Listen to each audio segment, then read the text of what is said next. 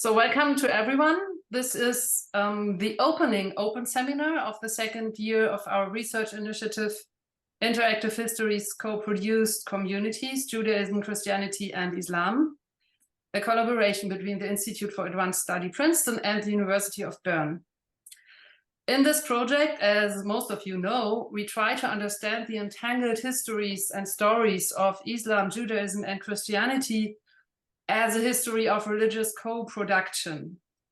By religious co-production, we mean that these three religious traditions and communities, in their manifold sectarian diversity, are constantly forming, reforming, and transforming themselves by interacting with, thinking about, and imagining each other.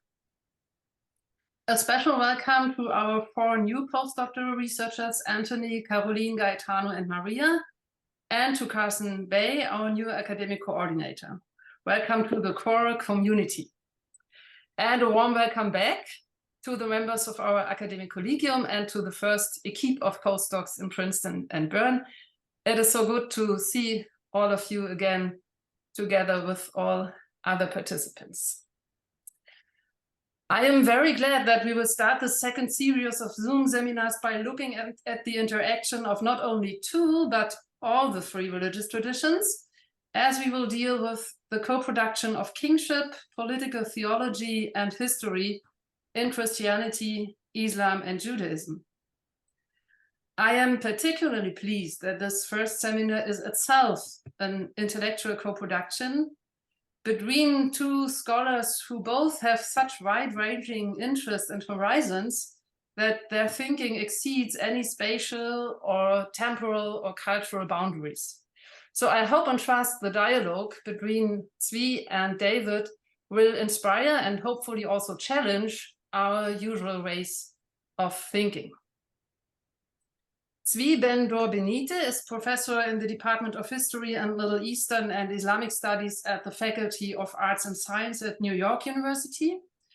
He is an expert in modern Chinese and Islamic history, but also in Jewish thought, and his research centers on the interaction between religions and world history, cultural exchanges across space and time, and global intellectual history, especially with regard to empires and political theory. Zvi is the author of The Dawah of Muhammad, a cultural history of Muslims in late imperial China, and The 10 Lost Tribes, a world history. And more recently, he co-edited volumes on Middle Eastern Jewish thought and on sovereignty. Besides being an enormously productive scholar, Zvi also serves as Associate Vice Chancellor for Global Network Faculty Planning at New York University. His partner in the conversation today is our own David Nirenberg, Leon Levy Professor and Director at the Institute for Advanced Study, Princeton. Before taking this position last year, David was Professor of Social Thought, Medieval History, Fundamentals, Middle East Studies, Romance Languages and Literatures at the University of Chicago for many years. He is the author of Communities of Violence, of Anti-Judaism, the Western Tradition, and of Neighboring Faiths, three books that tell, each in its own way, histories of religious co-production, emphasizing and unfolding the ambivalence of the interaction between Islam, Christianity, and Judaism in both life and thought. And like Zvi, David has always been very committed to administrative duties in academic institutions. But if you were to ask me what was the best thing David has done so far in his rich academic life, I would, of course, know the answer. The best thing, obviously, was to set up a research initiative on religious co-production together with the University of Bern. Zvi and David will talk for about 1 hour. We will then have time for the discussion up to 11 or 5 p.m. in Europe. And dear Zvi and David, given that you both have demanding and time-consuming administrative tasks, I can imagine how difficult it must have been for you to find the time and, what is perhaps more important, the leisure to prepare this seminar together. But by the same token, I hope that for both of you, this conversation will be an intellectual delight I'm sure it will be delightful for us who are privileged to listen to you. And so I will not speak a second longer, not to delay this joy.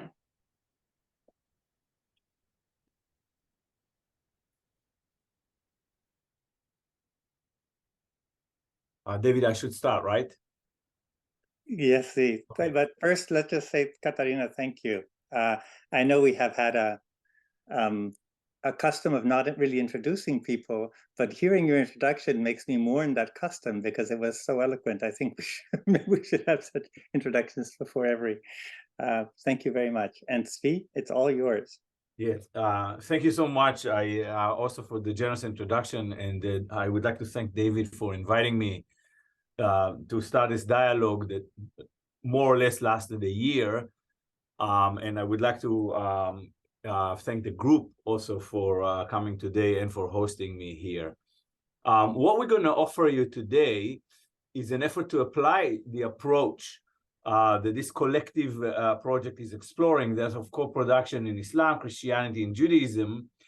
What we are applying it to a key concept that, we think, brings all these three traditions, but also different understandings of, how co-production can work with regards to a specific historical problem. In that case, we're talking about, what we call here the intersection of right of royalty, political theology, and history. And this is drawn from Katerina and David's manifesto that initiated our project and within these traditions.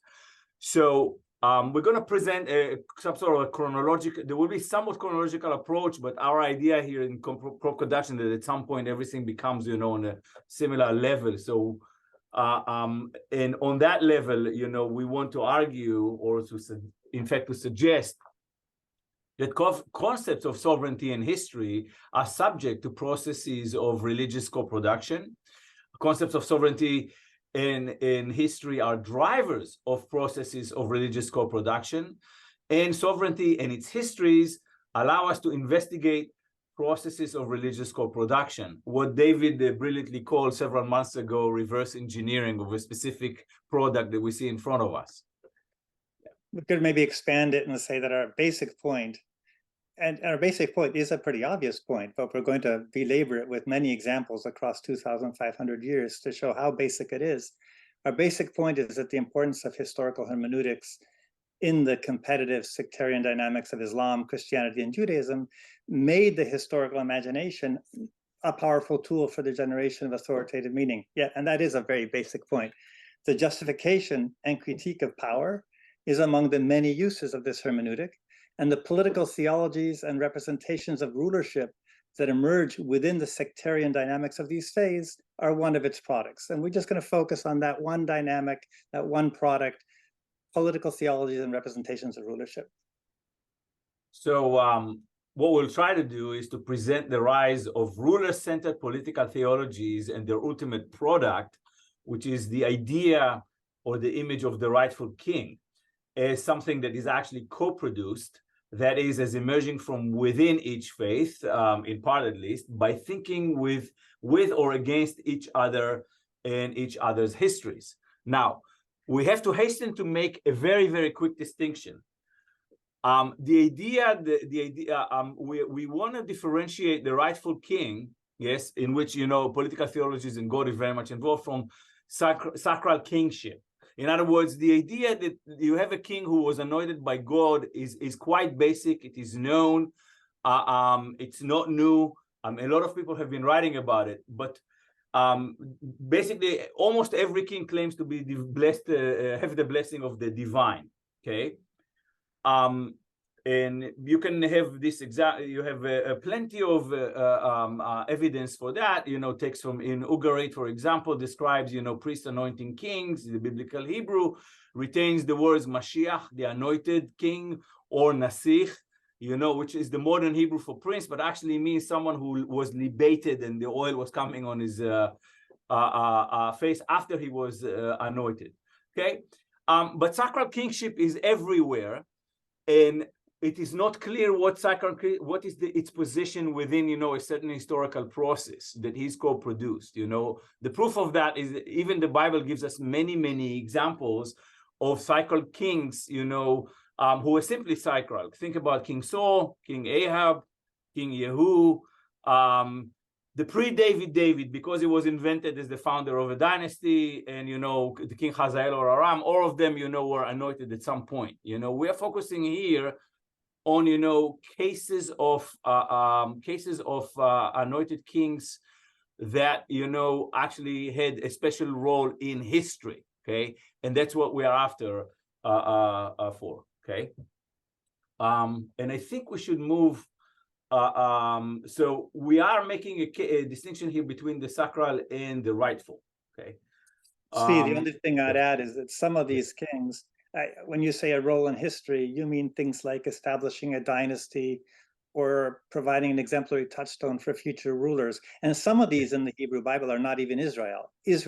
like Hazael of Damascus, who's anointed by Elisha and kings. So what you're, I think what you're saying is that anointed kings in the Hebrew Bible can generally be understood as sacral, but not always as rightful. Yes. Thank you very much for precisely that. Now, I mean, we also want to make sure that we all understand that we mean here, kingship in the broadest terms. Mostly it's like we can talk about it, lordship or rulership in general. Jesus is not necessarily, is also a king. Muhammad is also a ruler. Although, of course, there are much more than that. And one of the things that we also want to make sure here is that some of the particularly the earliest stuff that we will present becomes later in the hands of later theologians into something that's prescriptive. In other words, it could be descriptive. For example, if you take the Psalm 47:78 talks about the anointing of King Ahab, okay? But we don't want to later our readers don't want to think about King Ahab as an anointed one. He went down in history as an evil king, with an evil wife, but later theologians reworked those Psalms, into actually make it something much more prescriptive for and used for others. Okay. In Paul's hands, I think we can see it here. We can see it here. You can read it. The same verse points to Jesus as the anointed king, set above the angels. We mentioned this just as one of many transformations of Israelite texts about sacral kingship, out of which much of the world built its many different claims to righteous kingship. In other words, a king that arrives at a right moment in history and someone assigns that. So another way of characterizing our project today is an exploration of how certain textual traditions about kingship, not only traditions about sacral kingship, but also about charismatic lineages, a concept that we will come back to, and about the legibility of royal legitimacy in historical time, came to serve much of the world as a basic tool in the co-production of claims to righteous kingship. Okay, we see this as a step towards understanding why political theologians produced histories, broadly defined again, that placed rulers at the center of their moral universe. Now, we think of moral universe as something broader than and often exceeds the boundaries of established religions. That's a very important point. In other words, we don't think about it as priests whose job is to basically make sure that no one out of the faith enter our temple. Okay, and why those histories are so often assigned important roles to sectarian figures of the other. That is why they explicitly take the form of a co-production. The concrete historical trajectory we are outlining here aims to show how religious co-production gave rise over time to multiple political theologies of rightful kings, whose reign is not only ordained by God, but also represents a certain peak moment in human history. Perhaps this is yet another version of co-production with rulership as an arena where politics, time, and theology converge and produce the rightful king as a special moment on the historical trajectory they create. So today we just like to make this basic point plausible. And we're going to do it by several things. First, we're going to look at some authoritative texts from the prophetic corpora of Judaism, Christianity, and Islam, beginning around the time of the creation of Deuteronomy and the Deuteronomist history in the 7th century BC, and concluding with the Quran and its classical commentators. That's section 1. And then we will linger on some medieval examples, of course, including the concurrent historical, political, theological projects of Alfonso X, the Wise, my favorite, 1221 to 1284, and of Rashid ad-Din, 1247 to 1318, his Jami' al-Tawarikh. And we're going to conclude with Ibn Khaldun, Timur, and the construction of a specific Far Eastern king as the felicitous conjunction, and that's a technical term, of providential history, earthly history, and dynastic history. And along the way, we're going to occasionally gesture towards modernity, Carl Schmitt, Giorgio Agamben, that kind of thing, all in the interest of sketching a long and interconnected history of the co-production of sovereignty in Judaism, Islam, and Christianity that long before Columbus and his followers exported it to the rest of the world, already reached across all of Eurasia and much of Africa. So I'm going to start with a scriptural example, which, as you know, is not my area of competence, and so my reading is a bit literal and naive, of Psalm 78. And I think it's not difficult well, I think everyone would agree, it's not difficult to link together the topics of kingship, history, divinity, and lineage. Many ancient cultures, as Svi already said, imagine that the favor or disfavor of supernatural beings towards a given person or people could be recognized in the unfolding of their fortunes through time, the Israelites among them. So there are countless examples, but we're just going to spend a few seconds on Psalm 78, which explicitly seeks to, quote, unfold the mysteries of the past, telling, to quote, a generation still to come what our ancestors have told us. And in this psalm, the lesson of that past, much of it collected from Exodus, is that when the people honored God, he supported them, and when they disobeyed him, he punished them, not surprising, but still they did not learn.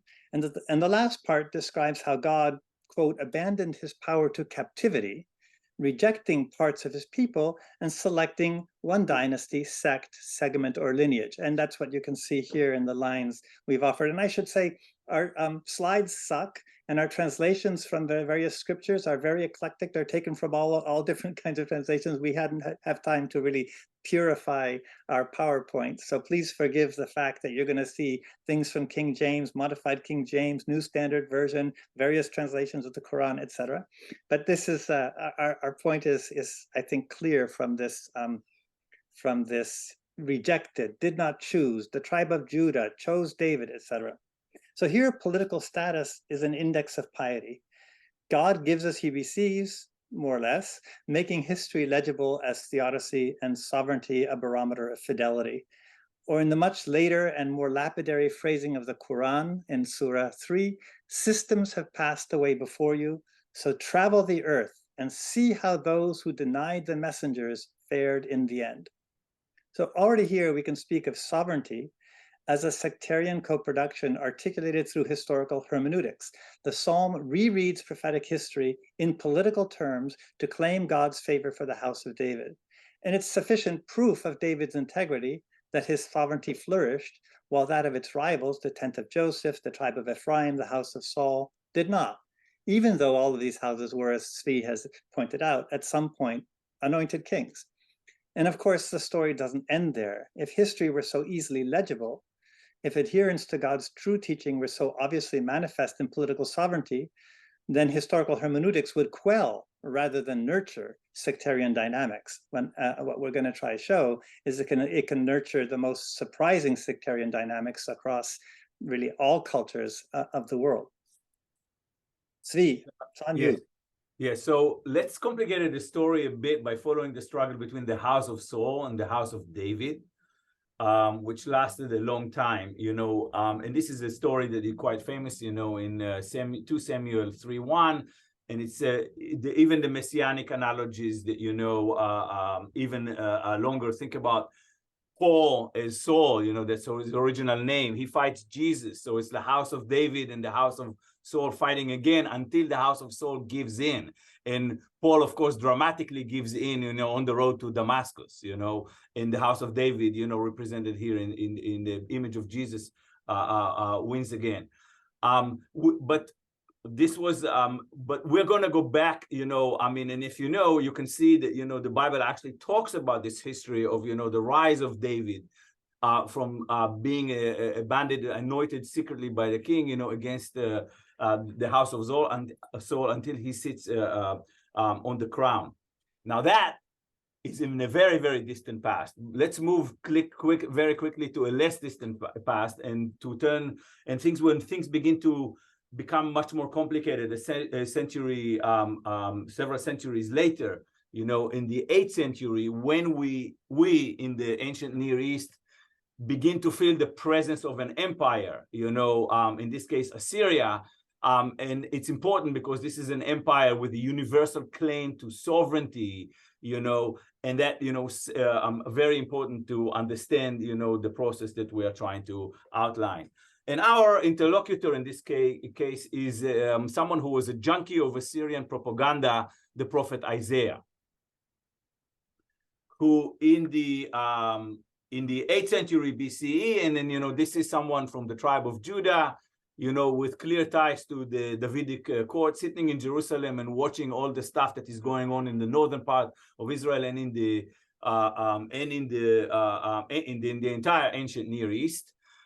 So what he does, basically, he says, okay, the Assyrian Empire comes to some, what the Assyrian Empire is doing in the Middle East, the fall of the kingdom of Israel, the final fall of the kingdom of Israel in 721 BCE, the placing of Judah under Assyrian rule, at least indirectly, and Isaiah, who is an avid and clever consumer of Assyrian propaganda, uses the universal imperial ideology of Ashur, the idea that the Assyrian kings were anointed by their god Ashur, to form what would become the beginning of the idea of a universal god anointing a king and working in history. Okay, so crucially, Isaiah paves the road to including non-Israelite rulers as players, quote unquote, in the global dramas designing by Israel divinity.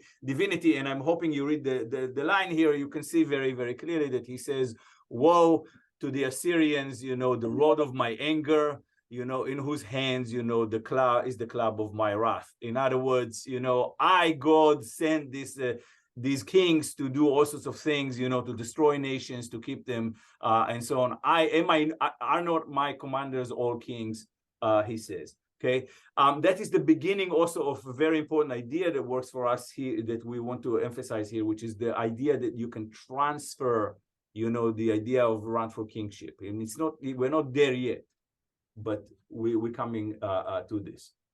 At the same time, Isaiah enhances the charisma of the Davidic dynasty by assigning it a future in a global drama.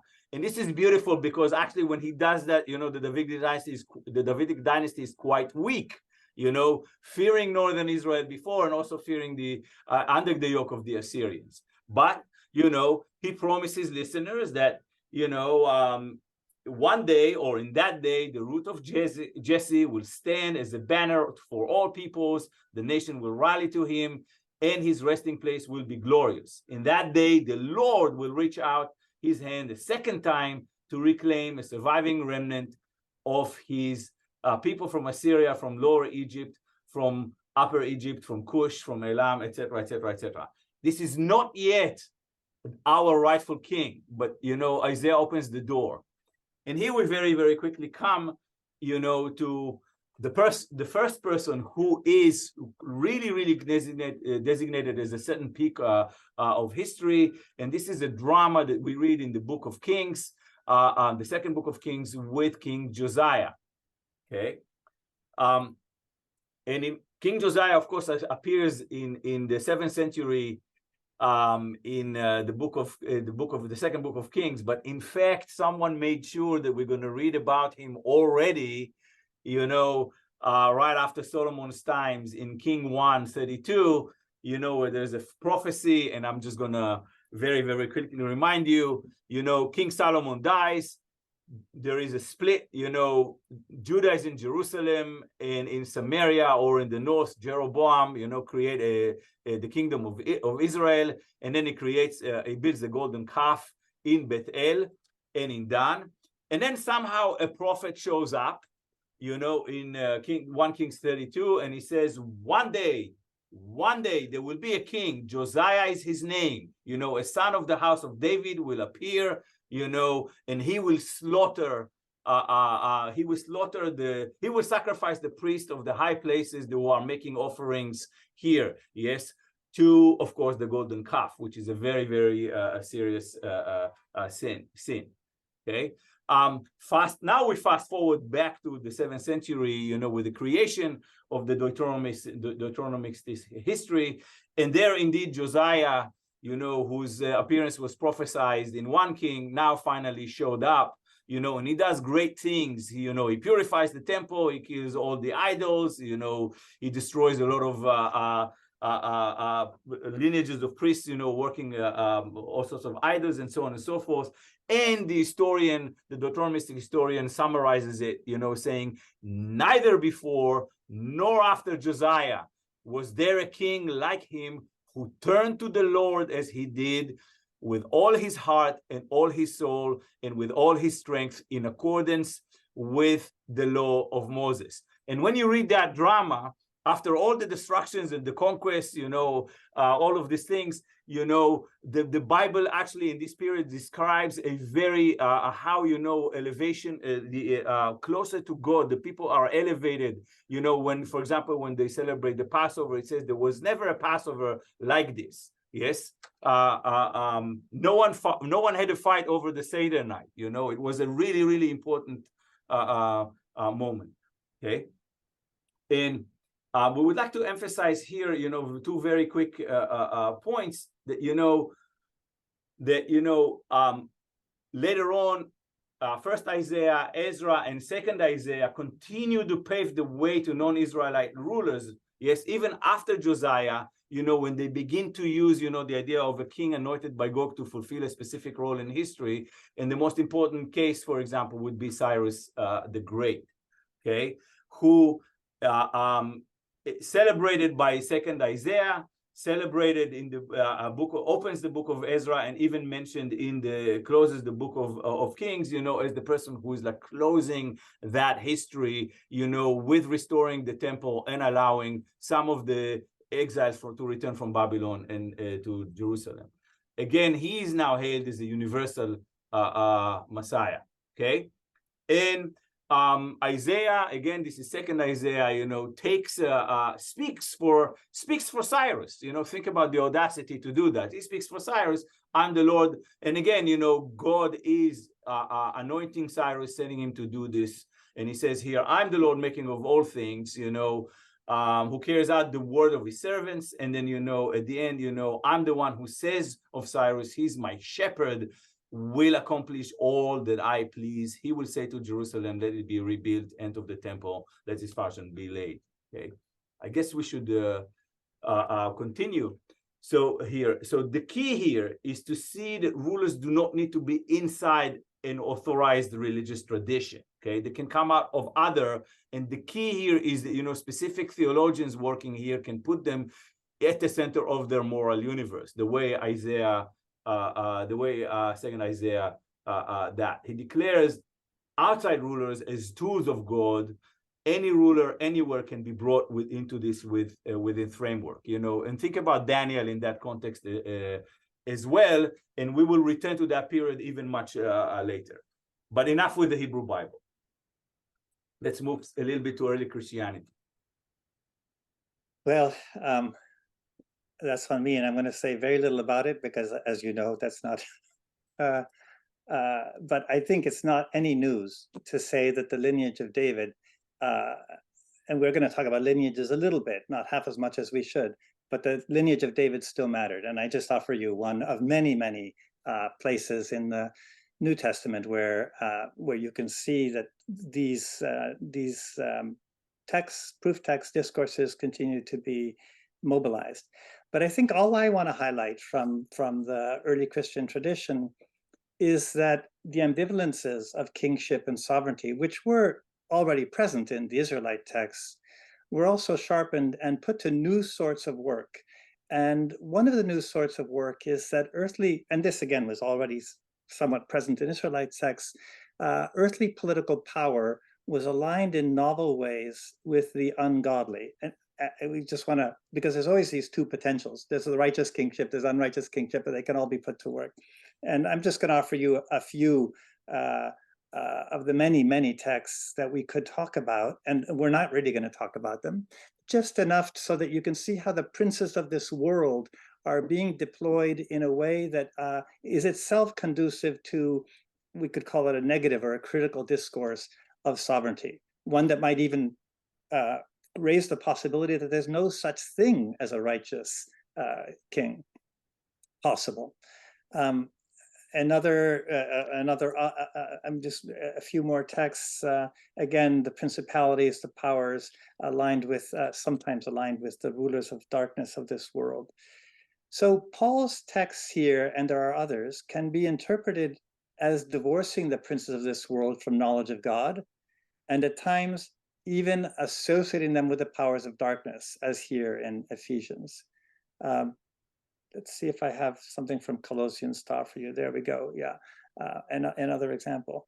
And I just wanted to jump over this very quickly to John and see how John himself, there we go, personifying as if we could personify the authors, but the way in which John aligns the princes of this world explicitly with Satan.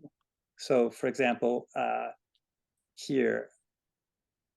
And finally, I want to suggest, again, something very obvious, but important for our co-production and sectarian dynamics and sectarian hermeneutics, that John may even go so far as to align the Jews with these satanic princes, casting the Jews as children of Satan and their crucifixion of Christ as their explicit preference for the sovereignty of the princes of this world over the sovereignty of God. So some very famous texts, which I won't read to you. And one more that I will dwell on just for a second.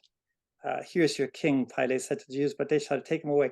We have no king but Caesar. And I think we could simply do we could follow the exegesis of this passage across historical time. We would find very interesting examples of the co-production of political theology. And here I would just point out that Carl Schmitt made a lot of this passage in his thinking about how he could use Jews and Judaism to articulate political theology and sovereignty. Now, of course, sectarian dynamics are not necessarily one-sided. It's quite possible that Jesus's enemies themselves deployed their own hermeneutics against him, casting him as a political agent of Satan, a strategy that the Gospels actually impute to the Pharisees and scribes. So think of Matthew 9, where the Pharisees said, he casteth out devils through the prince of the devils, or Matthew 12 or Mark 3. There's a lot of places where you can see hints that there's also a counter.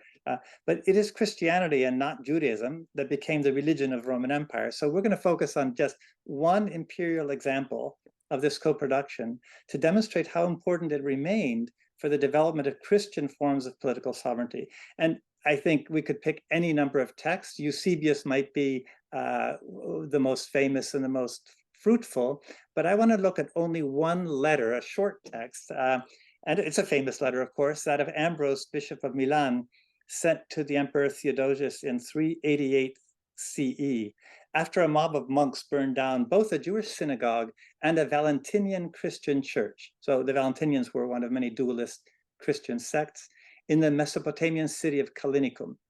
So the Count of the East instructed the local bishop, who we think had incited the attacks, if we read between the lines, to pay for the reconstruction of the synagogue.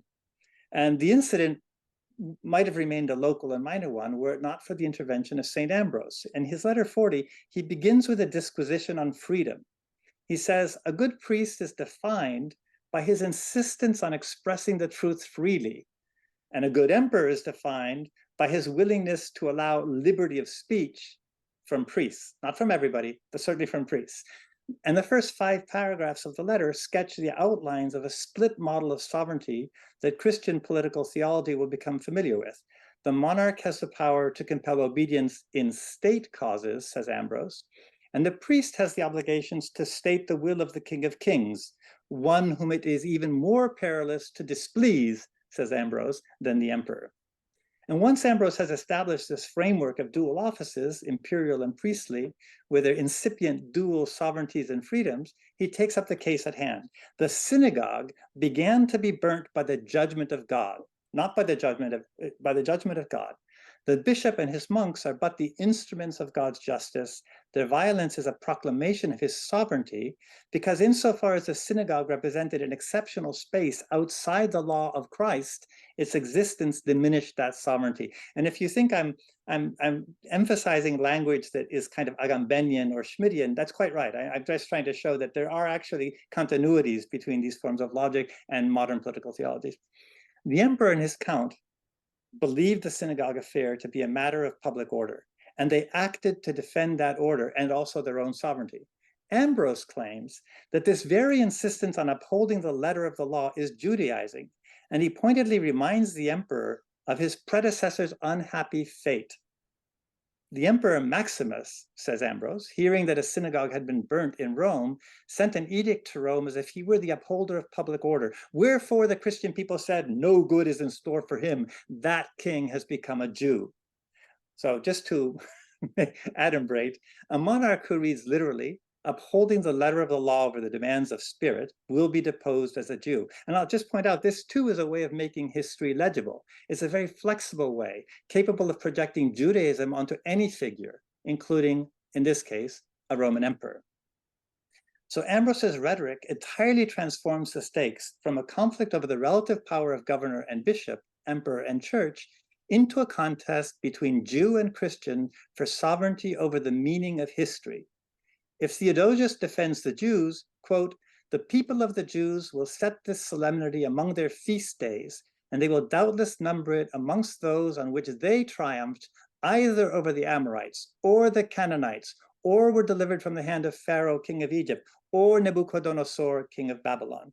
So there's 3 distinct claims here. First, the existence of places like synagogues, where Christ's power is denied, diminishes his sovereignty. And second, to defend the Jews is to become one of them. And third, maybe most important, the conflict should not be understood as a struggle among Christians between the claims of emperor and church to be the ultimate arbiter of law. It's rather part and parcel of Christendom's historical struggle with Jews and Judaism. And all 3 of these claims simultaneously place the Jew outside the law and turn the Jews, real or imagined, into a stage for the co-production of sovereignty. They become a point of engagement in this contest between divine and secular power. So by excluding, expelling, or even exterminating them, the Jews, the supremacy of heavenly over earthly law could assert itself in the politics of Christian empire. So in this representation, the rightful Christian king was one who demonstrated by their actions toward the Jews that they understood the correct place of earthly princes before divine sovereignty, proving through their actions, in this case, actions toward the Jews, that they were themselves not Jews. And we could engage in a similar analysis of many important proof texts, like Augustine's "Slay them not," and his own claim, "Hence kings who find Jews in the realms do not." Or we could again leap into the medieval or the modern, but we're not going to do that. The sovereign is he who decides the exception would be a famous short medieval modern shorthand. We're not going to do that though. We're going to ask about Islam. Zvi. Yeah, indeed. What about Islam? So Islam plays a crucial role in this sketch that we're offering here. And let me just first of all dwell on the 2 important dimensions, that are very, very basic. First of all, Islam produced a lot of rulers, yes, and is important, or so that's about history. And the second thing is about geography. I mean, Islam broadens our geographical spread, because very, very quickly, soon after its rise in the 7th century, the world is actually connected, through Islam and through its texts, from the borders of China, Asin, to Andalus. And these pairs, this pair of China and Spain, occurs very much in, in Islamic or imagination, but it also connected these two worlds. In other words, the East Asian or Central Asian and the Asian in general with the Euro-Mediterranean world. So in fact, here, we are in a situation in which you have the stage is set for many more experiments in co-production that interest us. Some of them are quite clever because they'll have to bring a lot more traditions. I wouldn't say clever, but at least complicated. You will judge if they're clever. Okay. Second, and more deeply, when we deal with the histories, when Islam also has to deal with the history before its rise. Okay. So just as Paul and later Christian thinkers had to deal with the fact that there was a previous revelation to the Jews, okay, and basically at the same time accept it and reject it at the same time. Islam, and of course this happened, through the idea of the New Testament versus Old Testament, or New Covenant versus Old Covenant. Islam deals with it in a different way. He basically absorbs all of these traditions, but introduces the idea of tahrif, yes, of something that is that earlier revelations, while they were valid, they were distorted, okay, by Jews and Christians, mainly who received them, okay. But it also means that all of the prophets and the messengers that came before Muhammad were in fact, valid prophets that were just simply not understood. Okay, we should also mention here that there is this process of selection. In other words, we progress by reaching the ultimate prophet, Khatam min al-Anbiya, or the seal of the prophet, but also the ultimate revelation, which is the Quran. Okay, in other words, the Quran is al-Lawh al-Mahfuz, the preserved tablet, and Muhammad is the seal of the prophet, and he comes not just as the prophet of Islam, but he comes at the end of a situation in which there was a messenger for every nation. In other words, there was another process of selection until we reach there. And we have some surahs here that you can see that. For example, the Quran speaks of itself as a revealed text in Arabic. Okay, there was a process also of selection of the language, and it is not crooked. Okay, and the Quran is the best of what has been revealed to you from your God. You can see how this is basically speaking, or in some sort of a dialogue, with God, playing or selecting lineages in Psalm 78, where we tried. Here is about revelation itself. Okay, we're jumping quickly to post-Quranic literature that has some sort of a scriptural status in the sense. Think about the prophet, the various biographies of the prophet, but also think about a very, very important text that it is an Islamic text, but in fact we would like you to see it as a co-productive text, which is of course Qisas al-Anbiya. And Qisas al-Anbiya, or stories or tales of the prophets, all the prophets before Muhammad, takes many prophets, and messengers that existed before and basically Islamized them. And, there are plenty. We are using here just, David, our beloved David. Now, this is an Islamic David. It is Allah who gave David the kingdom. And is Allah, routed, to David to bring, the killing of Goliath, and so on. So you can read as we go, and what you see here is there is the Quran, the Qisas al-Anbiya, speaks about David, following, something that the Quran is already paving, because the Quran says, and if Allah did not check one set of people by means of another, the earth would be indeed be full of mischief. Okay, and this is the process of selecting David. Okay, now we know David is a ruler in the prophet in the Bible, but in Qisas al-Anbiya, he also becomes a ruler prophet. Yes, which is exactly something that Muhammad is as well. Okay, very, very quickly you can see here, he becomes the most famous and powerful man among the Israelites. Yes, however, he was not seduced by this. After killing Goliath, he went out on the desert in the company of nature, glorifying Almighty Allah and contemplating his favors. Probably here there's another justice to the fact that David is in the Jewish tradition the author of the Psalms. Verily we made the mountains to glorify our praises with him. David is praising the God, and he does this during the entire day, etc., etc., etc. You can read all of the praises there. Okay, of course, Qisas al-Anbiya doesn't forget that also David is a ruler, and the implementation of that comes in in the way Al-Tabari talks about that as well. Okay, Al-Tabari is a 10th century early Islamic historian, and he writes a book that is clearly a historical expression or historiographical expression that tries to prove the theology that we've laid out or that Islam's created between Muhammad and later, which is Tarikh al-Rasul wal-Muluk. In other words, the history of the messenger and the kings. Okay, and again, you see here, the rule of the idea that kings are selected, kings are anointed by God, kings appear in a specific moment or in time to fulfill a certain role, and one of them is the rightful king. And just read how Al-Tabari introduces his book. Okay, had early on bestowed his benefits and favors upon some of them. Okay, very, very, very important. And this is after he said, there were messengers sent by God, kings placed in authority, and caliphs established in the caliphal succession.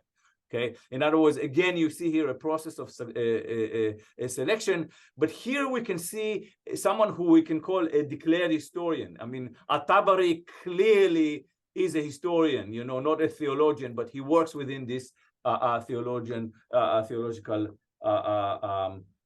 framework.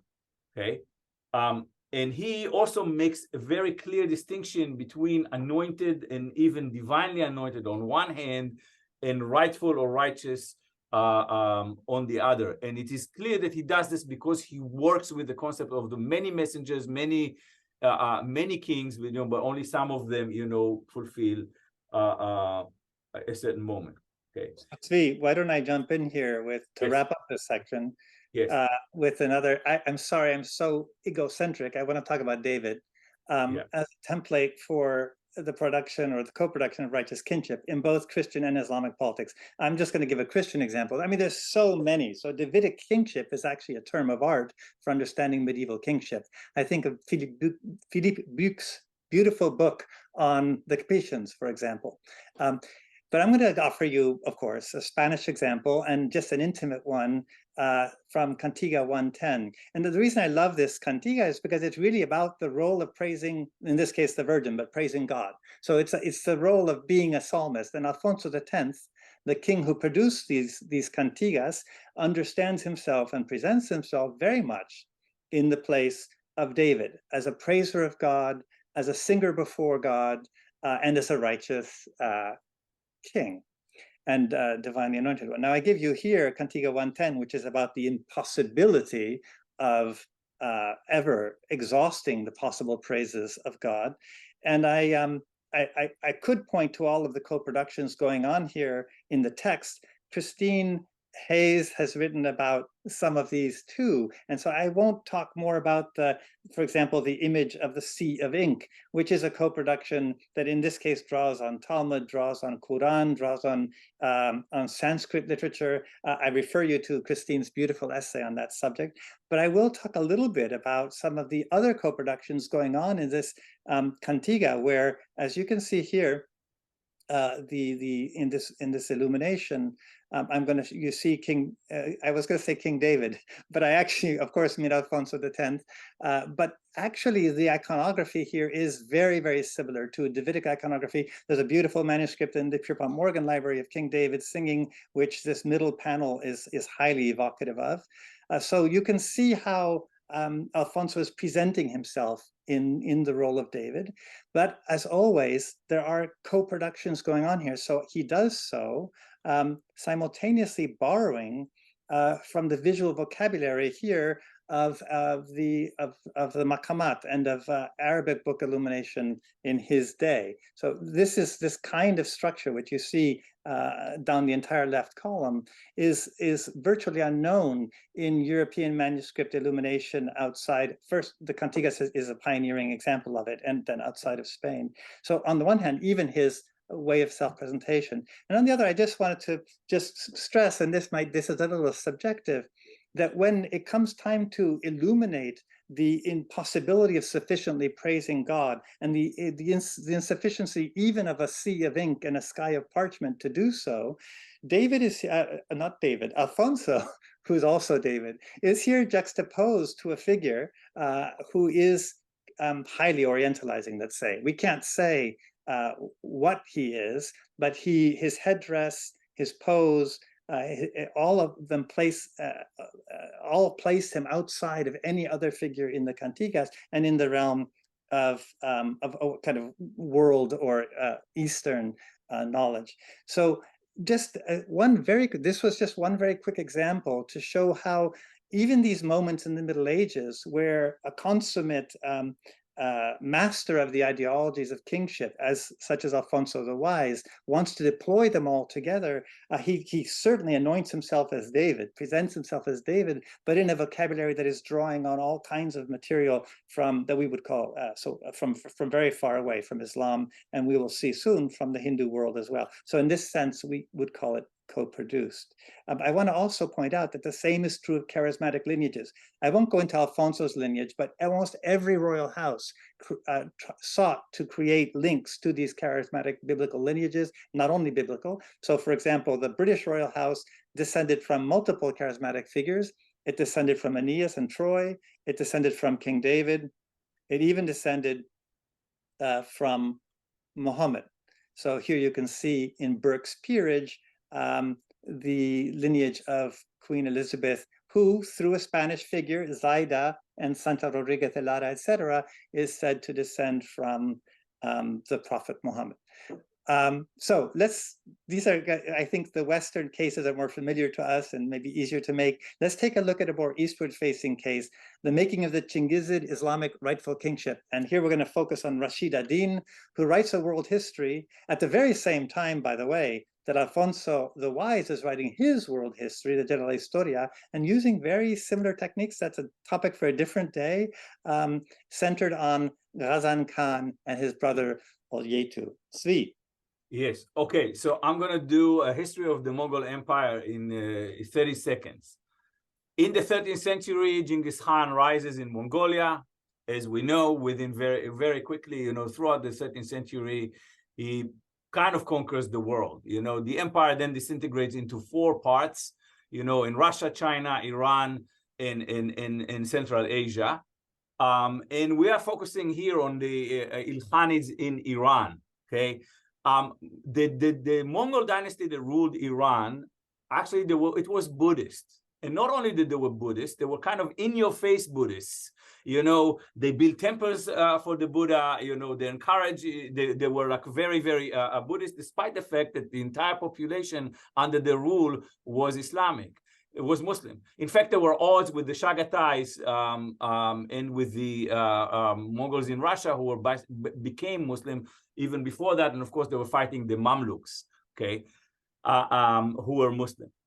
This is why, the conversion of one of these Mongol rulers of Iran, Ghazan Khan, to Islam is a very, very dramatic moment, and it's actually a deviation, from what his immediate ancestors were practicing, religious practices of his immediate ancestors. It's a dramatic moment. Now, not only is it a dramatic moment, one of the things that happens right after that is that Ghazan takes his loyal Jewish pharmacist slash doctor slash philosopher and many other things, someone by the name of Rashid ad-Din, who was a Jew, and he converts to Islam as well, and commissions him to write a world history. Now here, Rashid ad-Din brings into the fold other elements that are important, that also talks about kings before that we didn't see before. One of them is, of course, the famous Shahnameh by Firdausi, yes, and also a history of the world conqueror, which is the history of Genghis Khan, written by Juvaini, another Persian historian earlier, Tarikh Jahan Gosha, where Juvaini already establishes the Chinggizid dynasty as a charismatic dynasty, but it's not a Muslim dynasty. Juvaini said, yeah, the descendants of Genghis Khan today in his time, which is like 40 years after Genghis Khan, already are 20,000 people, etc., etc. In other words, the Chinggizids in Asia are already enjoying a great deal of prestige, except that they are not Muslim.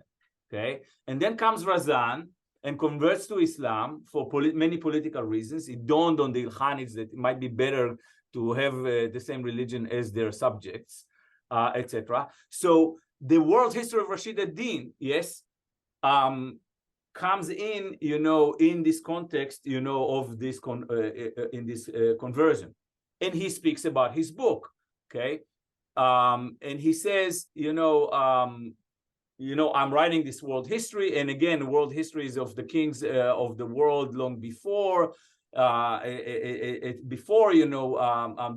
ascendance of Razan, and his conversion to Islam. And I just want to say here that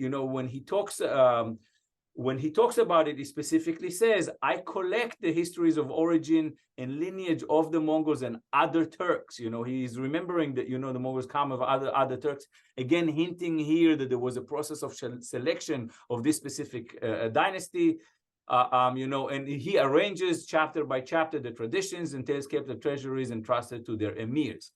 But his history here is unique. It's not just like all the other histories that he collects, because he reorganizes them and renders them a new meaning. So he says of himself, this is a history of the fourth clime. If you know anything about that, earlier Islamic historians, following the Greeks, divided the world into 7 climes, and he sits in the fourth clime, which is the cream of the 7 climes, the choicest of the 4 inhabited climes, containing the loves of rulers and sultans, the distant past, the sovereign of Iran, and so on. So he sets the tasks. By the way, pay attention to the fact that he talks about kings and prophets and so on. Okay.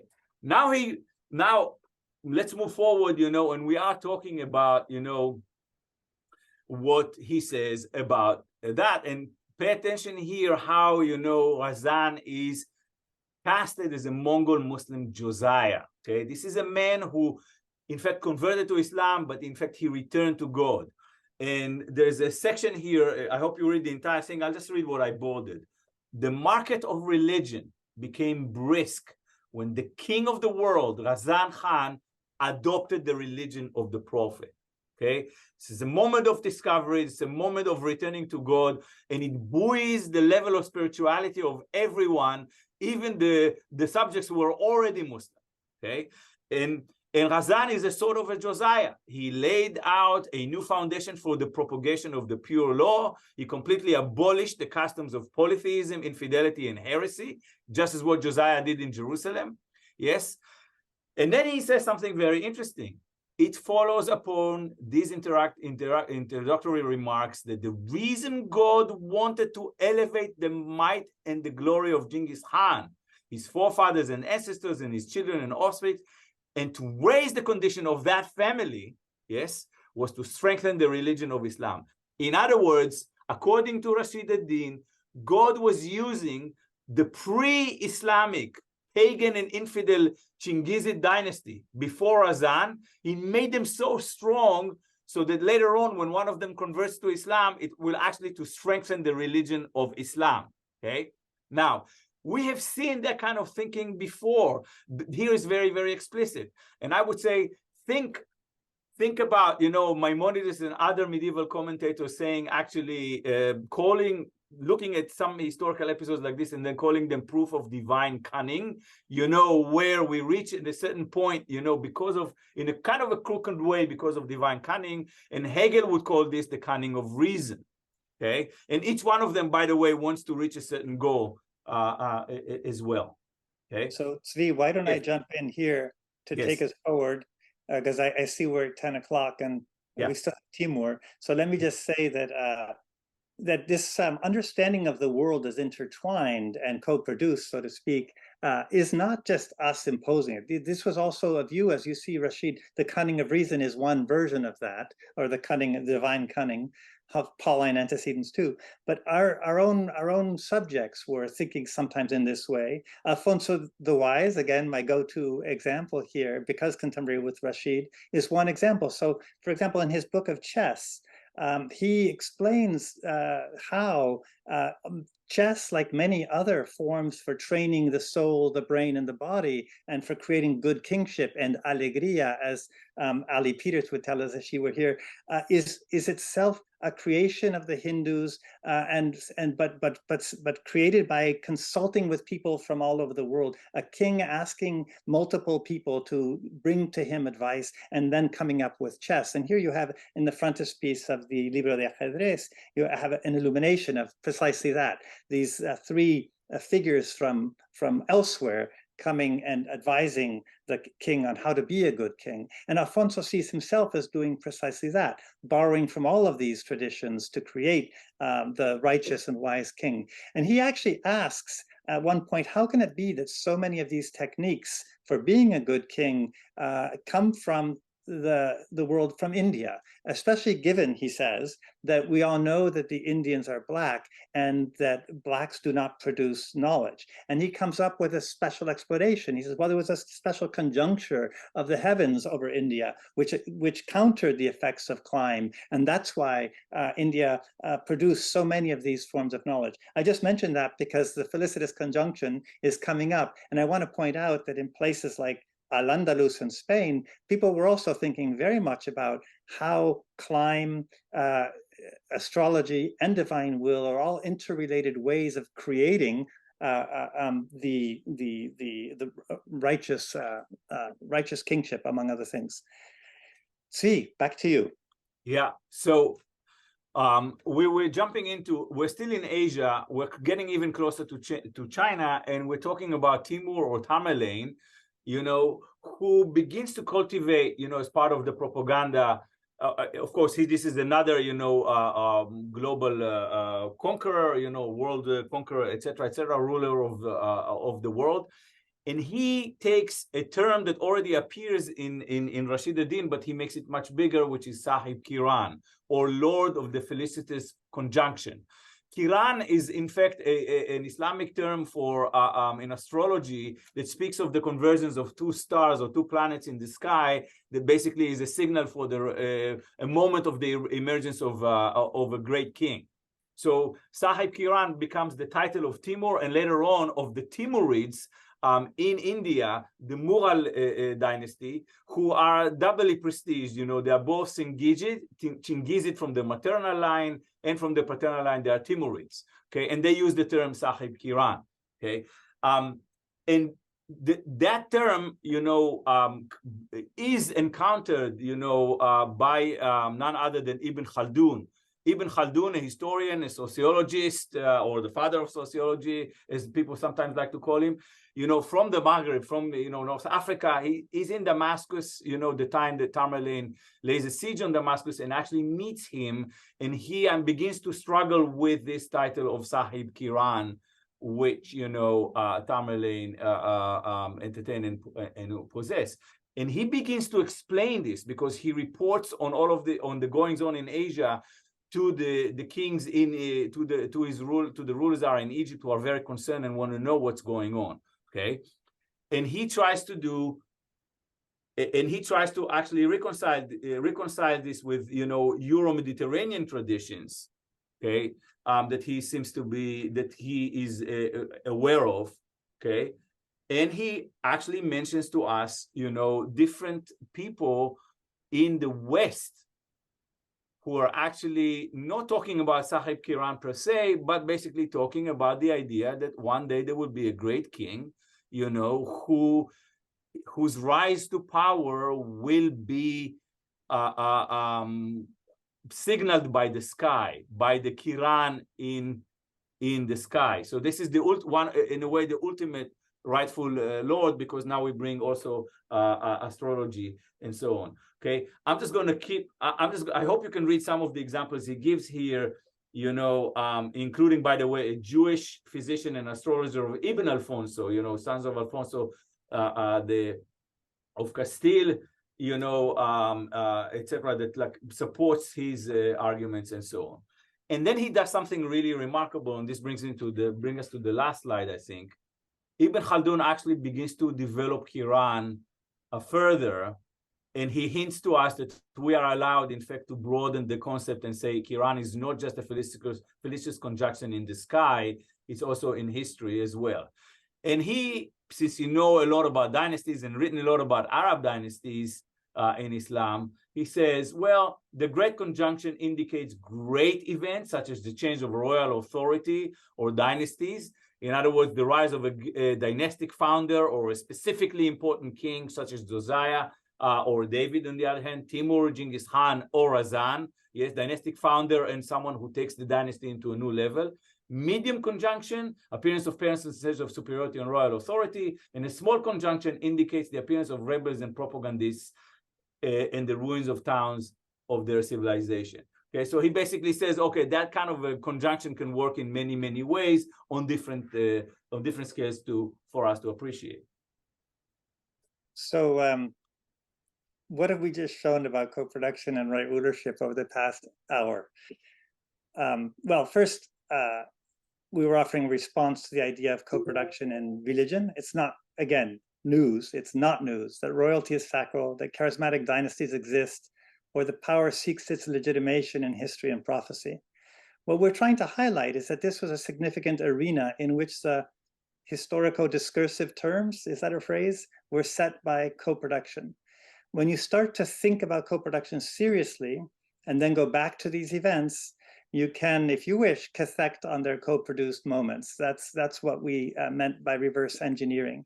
And we submit, I think Tzvi is willing to argue with you about any philosopher that we could do this, that we could focus on an underlying co-production with the Ottomans or with Charles V, or with Rousseau or Hegel or Carl Schmitt, with Abdelmajid or Ataturk or Khomeini, with any number, perhaps every effort to relate claims to power to forms of transcendence, even relations that profess to be negative. So, for example, secularity. Of course, after colonialism, the entire world is in some way under this template. But we are sure that you'll agree that we've already attempted to say far too much in one sermon. So we really welcome your questions. Thank you so much for this incredibly rich presentation, Tzvi and David. I think it was fantastic. Personally, I noticed how thought-provoking your talk was, especially with the Kallinikos episode between Ambrose and Theodosius, which I, being an early Christian scholar, of course, know by heart. Or I'd rather say this is what I thought until today, that I know it in all respects. So it was amazing to see how this event can be understood in a whole new light through the lenses of co-production. Thank you so much. I suspect that each of us has such points of reference, but certainly very different ones. So I'm looking forward to an exciting discussion. I am, of course, always the person who also raises the question, what is not co-produced, but I will not do so at the very moment. So please just raise your digital hands, or you can also put your name in the chat, but let's try with a yellow or brown or red hands.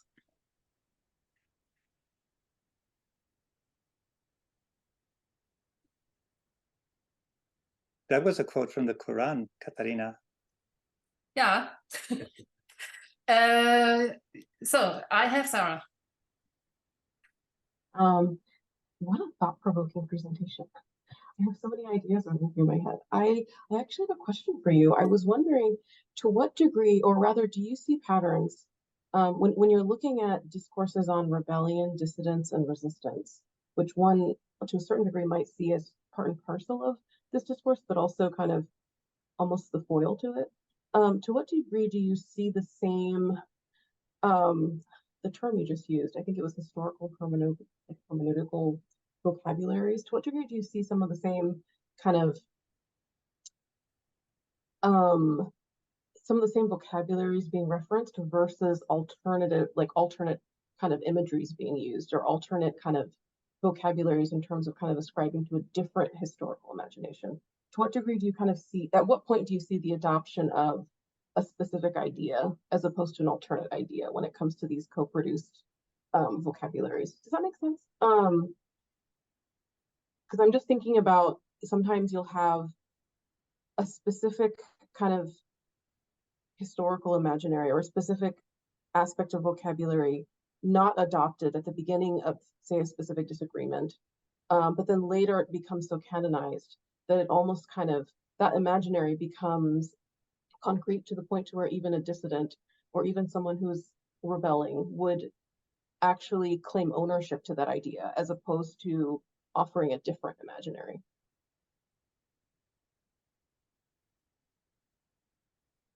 B, you look like you have a wonderful answer to this deep question.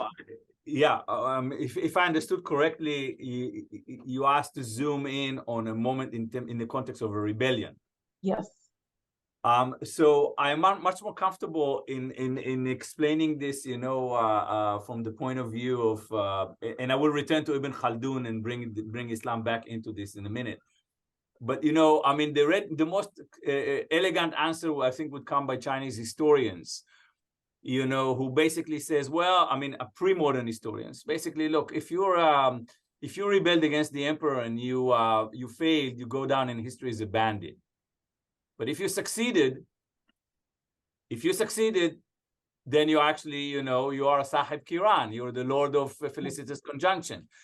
And with regards to the way in which, you know, histories of the Mongols, histories of the rise of the Ming dynasty, and even of the rise of the Manchu Qing dynasty, you see a specific moment that they begin to adopt the register of the world that they are conquering and say, yes, you know, you have these prophecies of a great leader coming one day, great ruler, that's us, okay?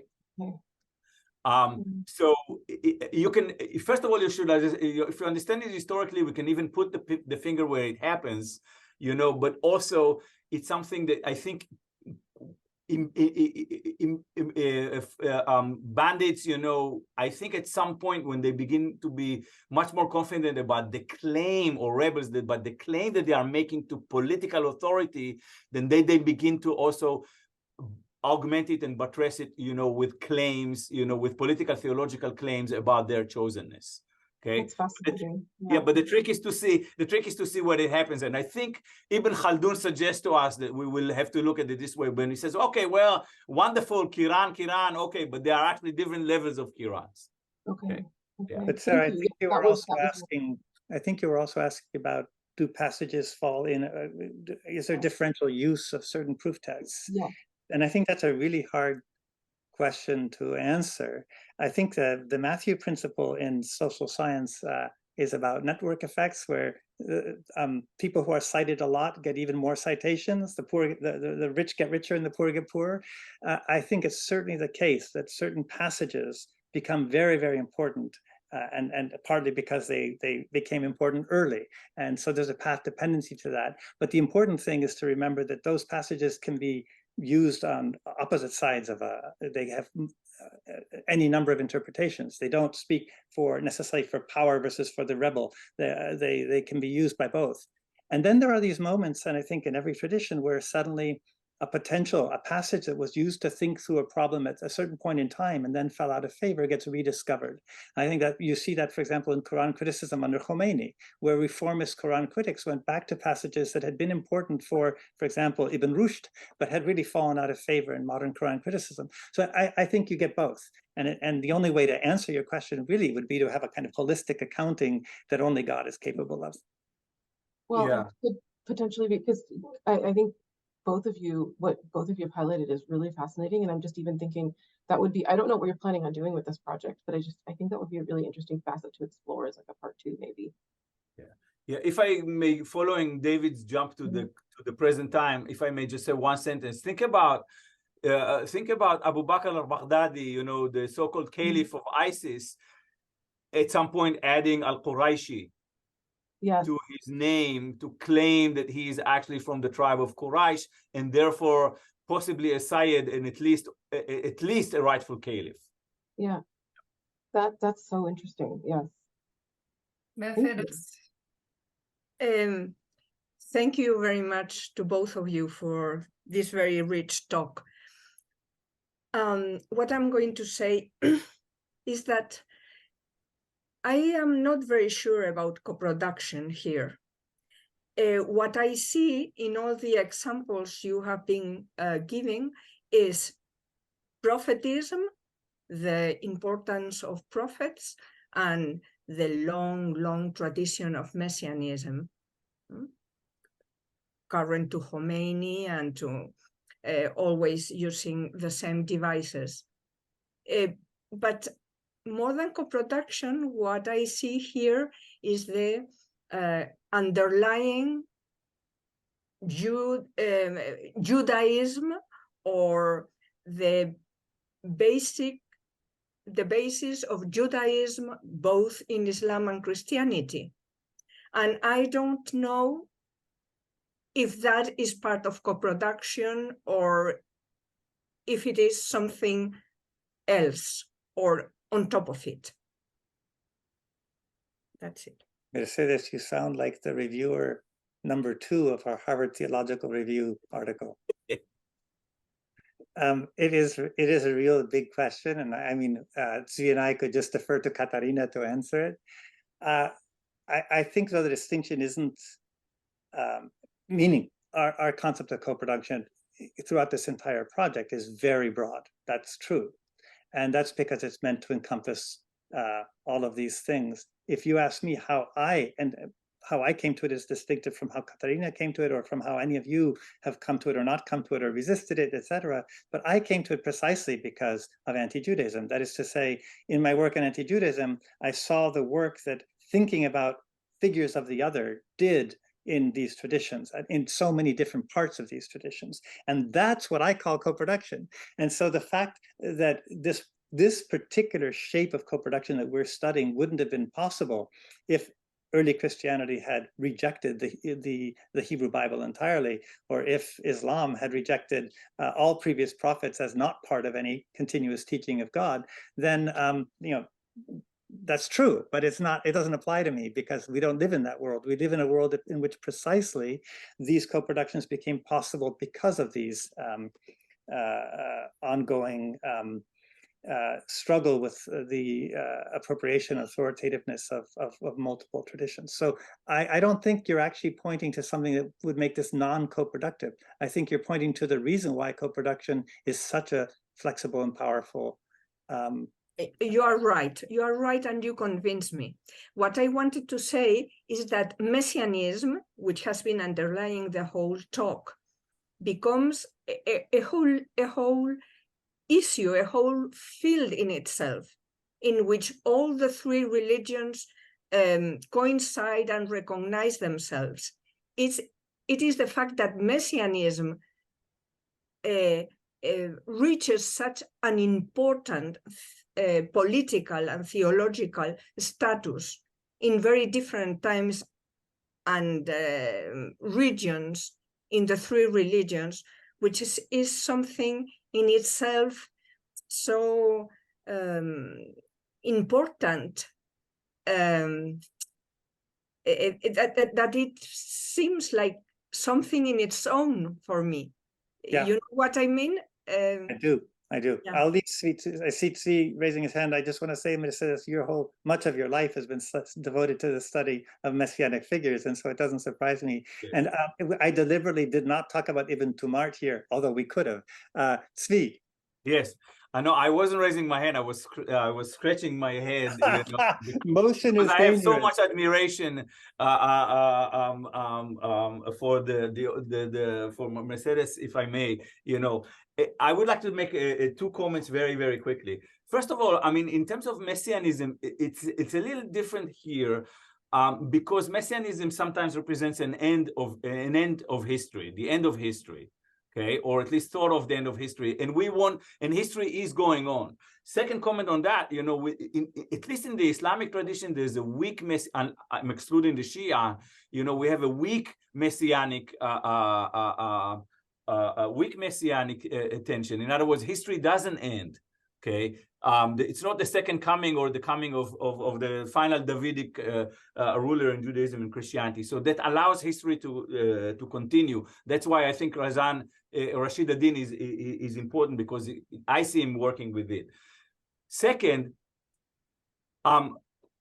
you're right in the sense that, you know, when we talk about co-production, maybe we are imagining, you know, members of the three religions sitting to the same bench and co-producing.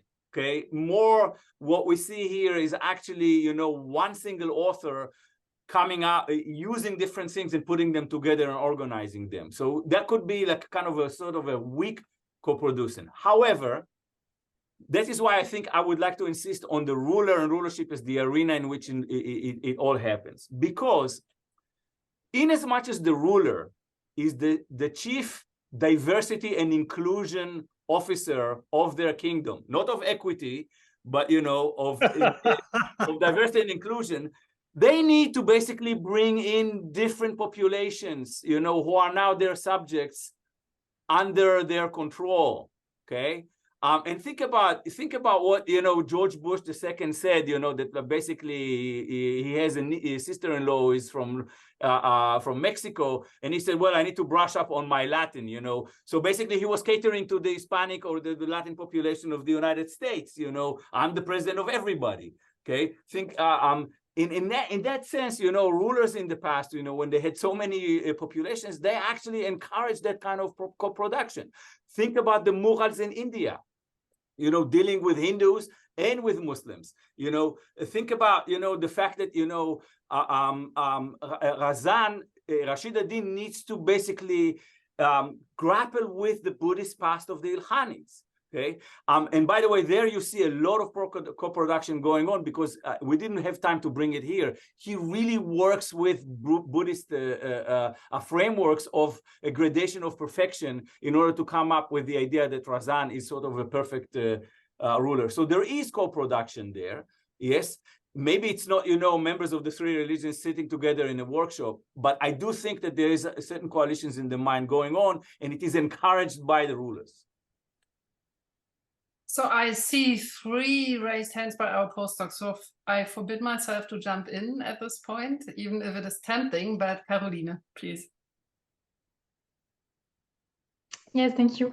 Let's say it's more a minor observation on one of the examples that was showed. My question is... Oh, Caroline, we lost you. I think, I'm afraid there is... She's back. She's back. She's back. You are back. I think I have difficulty with the connection. I'm sorry. Yes, so I'm back. So yeah, I had an observation on the... do you hear me? I think we can hear you. Oh yeah, okay. I don't know what's happening with my connection. I'm sorry. So yeah, when seeing the chess manuscript, I think it was with the 3 figures coming visiting the king, I directly thought about the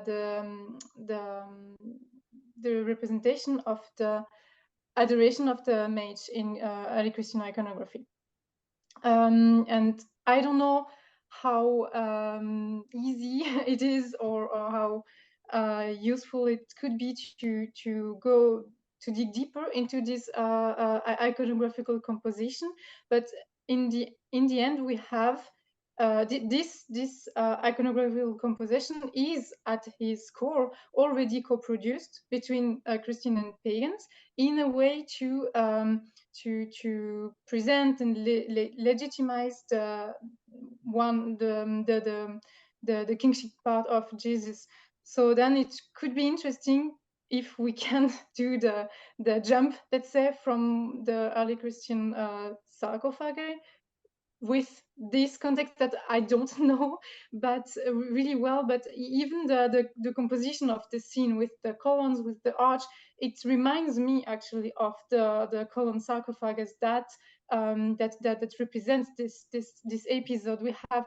I wanted to ask, why are there three? I mean, is it an element that comes from the historical data, or could it be as well because from the adoration of the mages, which are shown as being three, then they kind of transposed this kind of worshipping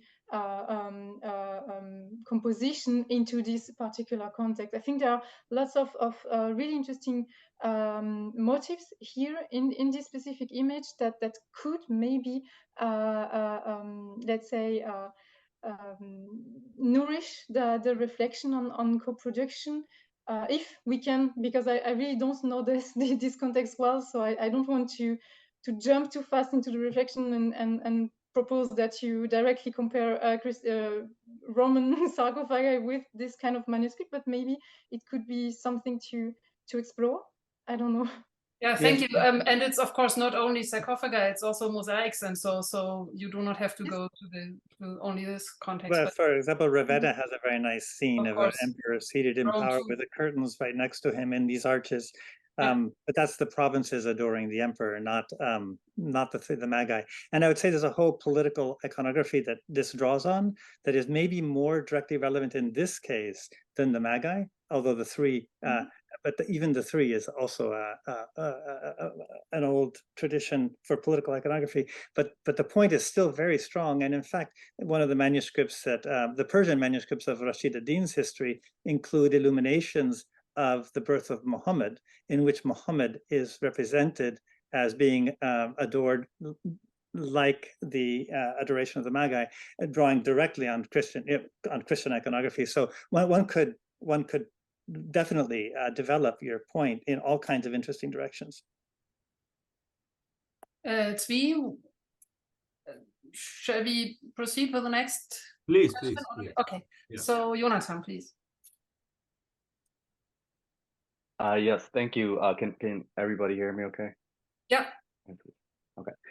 Thank you, David and Zvi, for this talk. And I wanted to offer a very brief observation and a related question. So if I can build an analogy of reverse engineering, I think at least the way that I interpreted your talk, what you're attempting to reverse engineer is the meaning of discourses of political, in particular those that employ these ideas of sacral kingship. And it's at least in my conception, it's a really complicated machine that I wouldn't necessarily want to reverse engineer. But I think it works several different ways, and there's not really Oh, we cannot hear you anymore. At least I cannot.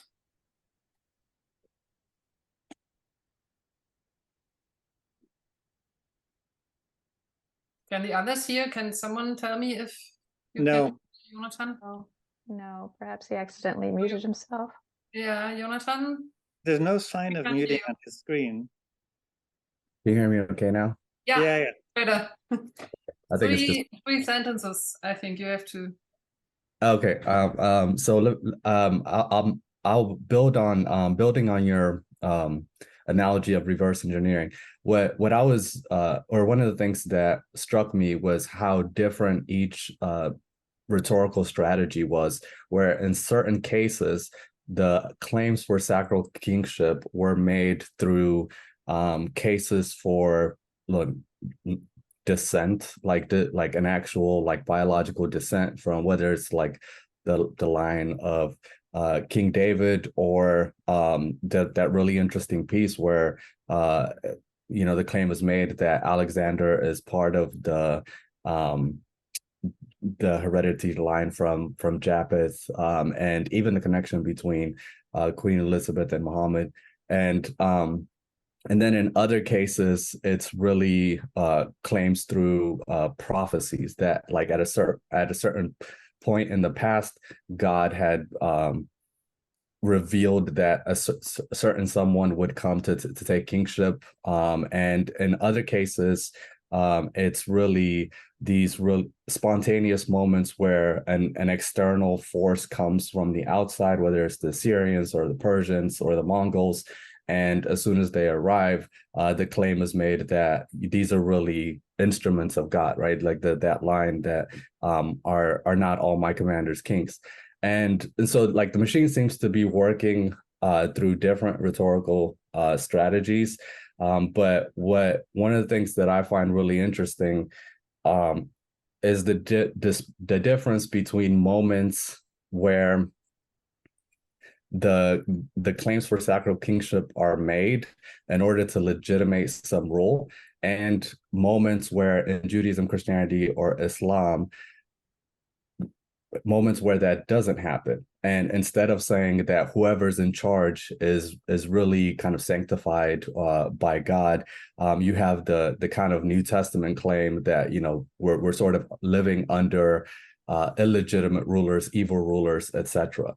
And I think, to me, one of the central questions is what are the points of intersection between that discourse and historical occasions that give rise to discourses of sacral kingship? Meaning, when do Jews, Christians, and Muslims choose to say, oh, so-and-so is a legitimate leader, and when do they choose to remain in the messianic mode of saying, oh, we're living in evil times or illegitimate times, but there will come a time where a rightful ruler will come. And to me, I think that's kind of the central question of, like, when does the machine kick in and start to work, and when does it not? And my observation is that it happens in moments where, if a ruler is favorable toward a Jewish, Christian, or Muslim community, then sacral kingship comes to the fore, and really any strategy is sort of grasped out of the air to say, oh, so-and-so is legitimate because they were prophesied about or because they're descended from David, etc. But if a ruler is disfavorable, then these communities revert back to this sort of like messianic mode. And so if I were reverse engineering, I would sort of use that as a test case to say, are there, I guess one way to test that would be to say, are there moments where there's a ruler who's disfavorable to that particular religious community, yet they proceed to say that, this is a legitimate, like, divinely sanctioned rule, or the reverse, like, are there moments where there is a ruler that's favorable to that community, yet they still say, this ruler is illegitimate, and we're waiting for like the legitimate ruler to come.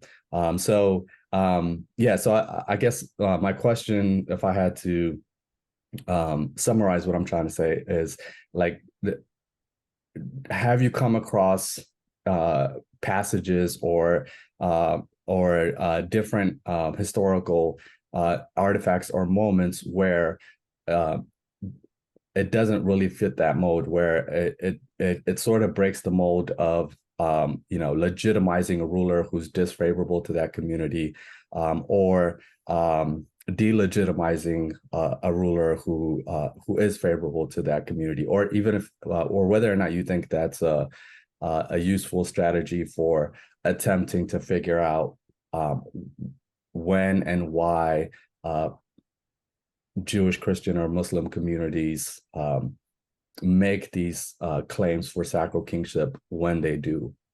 So I'm going to let Zvi answer that with whatever cases he has, but I do want to say that, as you can probably guess, I would resist any claim that this has to do necessarily with real communities. I think the machine we're trying to outline is much, much larger than anything to do with the actual relationships between a minority community in a polity and their king. And that, in fact, a lot of the co-production that we're trying to describe, even let's take Rashid ad-Din. I don't think Rashid ad-Din's use of Josiah has anything to do with the fact that the Chingizids are good or not good to the Jews.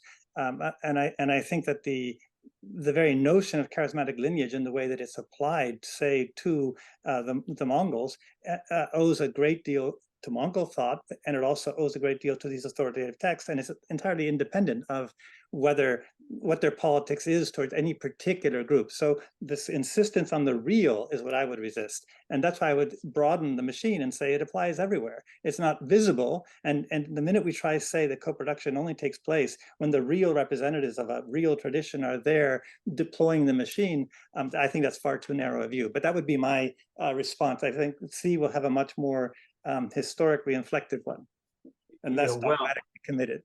Yeah, I mean, I think that's a very, very important intervention, Yonatan. I mean, and I would follow David in the sense that, we need to look at, who's saying what at any given moment, okay? So, for example, let's take Ibn Taymiyyah. Ibn Taymiyyah watches, he sits in Syria, and he's in Mamluk, he's like under the Mamluks who are enemies of the newly Muslim Ilkhanids, and he sees all this propaganda. You have these nice paintings where you see Razan is like studying the Quran, like even like stroking his beard the way an Orthodox Jewish rabbi would do. Okay, and he doesn't buy that. He says these are all fake Muslims.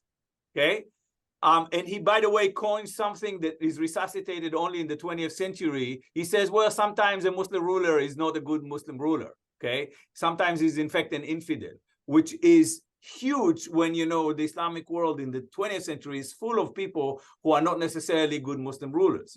Think about, many of the secular monarch rulers that emerged, So in this regard, here you have a Mamluk, some things, okay, all of this co-production thing that Tzvi and David created, vis-a-vis Rashid, with regards to Rashid ad-Din and Razan doesn't work on me, okay? Think about the Solomonic dynasty in Ethiopia. A quintessential case of, inventing a charismatic dynasty, going back to Queen Solomon, harking on a story about Solomon and Queen of Sheba, that some Ethiopians say, we don't buy this, okay? And there's a war. Or Eliyahu Kapsali watching Suleiman the Magnificent, attacking Hungary, and his writes in the world history that he writes in this time, and he sits in Crete, and he's dying for the Ottomans to come to Crete. In his time, it's not yet there. He basically says God animated Suleiman to go to Hungary. I don't know what Hungarian Jews thought about that expedition to Hungary. Okay, I don't know if Suleiman even cared about that, about what Kapsali was saying about him. But I have a hunch that if he heard about what Kapsali was saying about him, he wouldn't deny that idea that he's animated by God. Now, the point about where you asked where we can interrogate, where certain voices can come up. I think that sometimes weak communities, precisely when they were weak, they produce a very, very strong future ruler. But that's about hope, and it's to a certain extent it's much more real, to them, but not to anybody else. David. I think actually my question follows on very naturally from those comments, because what I'm curious about is what can we say about the co-productive dimensions of the fact that real historical kings are chronically disappointing, that they never ever measure up to the rhetoric that's assigned to them, and that creates this sort of like counter history of ambivalence or even hostility to kingship in all of the traditions. So you can look at, I don't know, 1 Samuel 8, where Samuel basically says, why would you want a king? Kings are a huge bummer. They'll put your sons on chariots. They'll take 1/10 of your produce. We can look at early Christianity and say that everybody knows that the Antichrist is going to be a Roman emperor, that you can't ultimately trust the power of the state. And also as exalted as early caliphal prerogatives were, almost immediately everybody's like, oh, those damn Umayyads, they've turned the Khilafah into a mulk. You know, they've turned sort of legitimate rulership into illegitimate kingship. And indeed, there are whole traditions of Islamic thought where you basically wall off the possibility of, you know, sort of idealized rulership from being contaminated by real rulership, which is what you do by occulting the imam in the 12er Shi'i tradition. So what I'm curious about is like, is this a sphere in which the traditions reassert their particularity? Or is, and in some sense, is it anti-co-productive? Or is it like the most co-productive sphere because that disappointment gets channeled into messianic aspiration, or both? But for me, it's always both.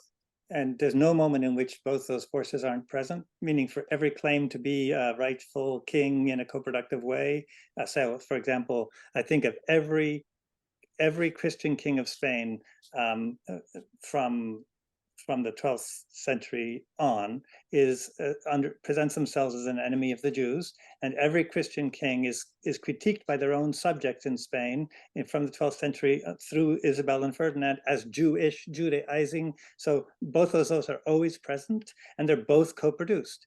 And so my view is that in either direction, you're going to get examples of co-production, but and that politics is the art, as any administrator knows, of managing disappointment, and so surviving in politics just means that you manage fewer people being too disappointed than more, but the two potentials, as you put them, the anti and the pro, are always there, and neither is ever absent. That would be my yeah. 2 points. I mean, I think that, you know, yes, both forces are always there, but one of the things that we need to remember here is that sometimes, you know, what a descriptive text that describes a certain moment, even a moment of disappointment, becomes prescriptive for the future when it is read by others who come later and want to use it in this regard. Think about, I mean, Josiah himself is a big disappointment. You know, they have a whole hoo-ha, you know, about all of these reforms. All he does is basically go to Bethel and destroy the temple there. Like, that's like 5 kilometers north of Jerusalem. That's the entire empire that he creates. And then Pharaoh says, come to Megiddo, and basically finishes him off, you know, without any ceremonies. You know, and actually that's the moment where, you know, this whole thing becomes very, very powerful, because you want to say, well, he was in fact the root of Jesse that we were talking about, but why do we can now postpone it, you know? And then when Matthew comes in and basically talks about the Davidic dynasty culminating in Jesus, Josiah is just a figure in a long line. He's not that great king that, you know, 2 Kings 22 makes him to be. Okay, he done his job, you know, in this co-productive process. Okay, so in a way, in moments of disappointments, you know, in as much as you can later on alter them into a prescription rather than a description, they become very powerful.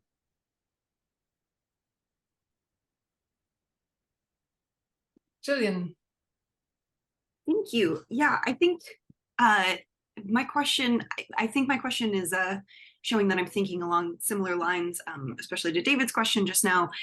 So it might be a brief answer because it might be a little bit repetitive, but I love how you're describing this machine with this remarkable flexibility. And one of the elements that I'm thinking about as I'm listening to this, you know, based on my own research on Solomon and the Queen of Sheba, actually, is thinking about how kingship is, you know, always ambivalent. I think you've, you know, made that point marvelously, and I completely agree. And then also figures like Solomon, for example, you know, in the Deuteronomic history, you know, his kingship is ambivalent, you know, and I think we could argue about whether that's because kingship is ambivalence, like the problem is that he's a king, or that he himself, you know, I mean, he is the reason for the dissolution of the kingdom. And I guess I'm wondering if in this remarkably flexible machine, there are certain elements or trajectories that become less flexible or become sort of fossilized over time in your history.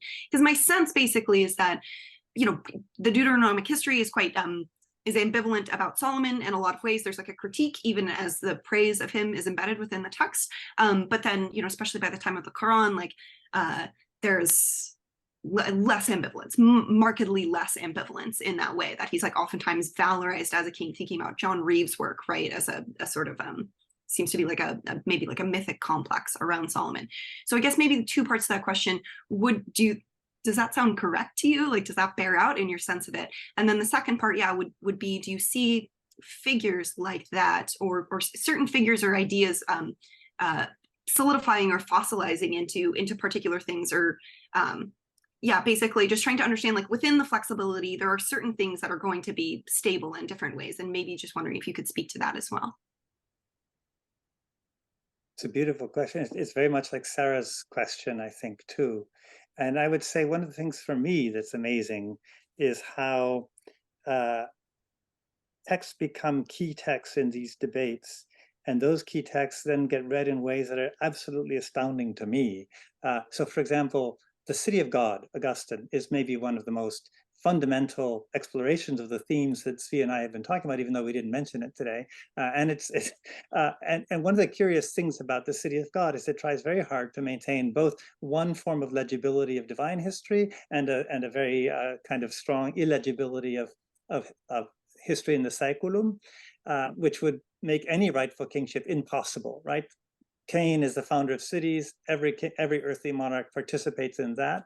And yet, in the Middle Ages, the City of God becomes one of the great proof texts for the kind of kingship that we've been describing, that claims its rightfulness and its part in a legible divine plan, positively legible, as well as, of course, the critical. It also gets deployed by all the critics of that view. So I guess I'd say that that's the case for almost every significant text, is that that they do have many potentials, not just ambivalent, but polyvalent. And some certainly become things that accrete around them. They become critical focal points, and others don't, and then they do drop in and out. And I'm kind of now repeating my response to Sarah. But Zvi, again, and I know if we both answer every question, it'll go on forever, but I think both Zvi and I want to answer every question because they're really forcing us to think. Zvi. Yes, so I'll say two things very, very quickly, in the sense that, you know, there's a contention there, because what we have described or tried to reverse engineer is actually historical texts that, you know, were produced in a certain moment, you know, to create that rightful king when that person was like sitting on the throne. But, you know, then there is a problem of real history. So, for example, the two images of Solomon is probably part of real history. You can also say this about David. And we even mentioned, you know, the idea there is a pre-David David. There's David the bandit, you know, who's probably far more historical accurate, you know, than the David that turned out to be when they created him as like the famous founder of the Davidic dynasty. The same thing you can say about, you know, Genghis Khan. When Genghis Khan writes to the Khwarizm Shah, he says, "I'm the king of the East and you're the king of the West." In other words, he recognizes the Khwarizm Shah, who soon is going to be a mortal enemy, you know, to be someone who is like on equal terms with him. 20 years later, the same Genghis Khan wouldn't think about this in the same way. He's the only ruler of the world. You know, there's no room for, and he's indeed chosen. Okay, so there is a contention there, and, you know, history left us both types of documents, you know, and it's very clear that in the co-productive process, you know, sometimes the historian either, you know, apologizes for things, you know, that happened in the past and reconciling them, and the other way around. I mean, for the fact we can see, as we saw, Rashid ad-Din is sort of apologizing for the fact that Genghis Khan was a world conqueror, even though he wasn't a Muslim. Mm-hmm. Thank you. Thank you. We have 10 minutes left, and I see two people raising their hands. So I think we should put you two together, Doru and Merav, and then David and Zvi can answer, and each of you has not more than 2 minutes to speak. So, Doru. Thank you very much for approaching such a very interesting subject. I would point, or I have two very short questions. First, regarding the co-produciveness of these religions.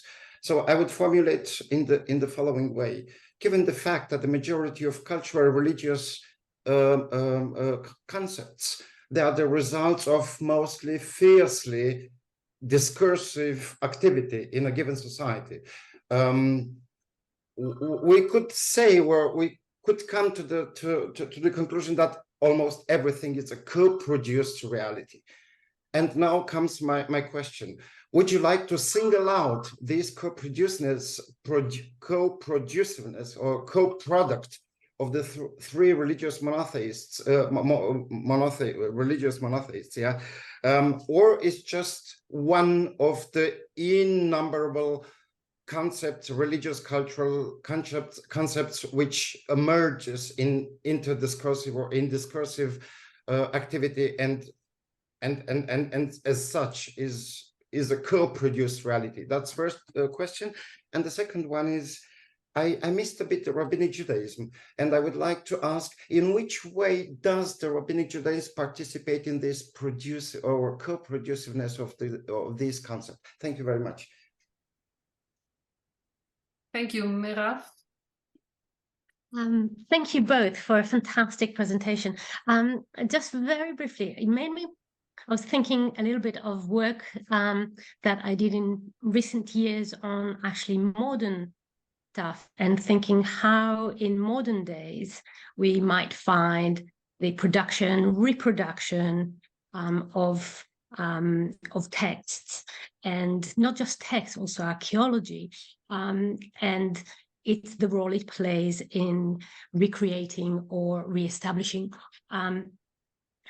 power in political theology. This is focusing specifically on the Christian Arab communities.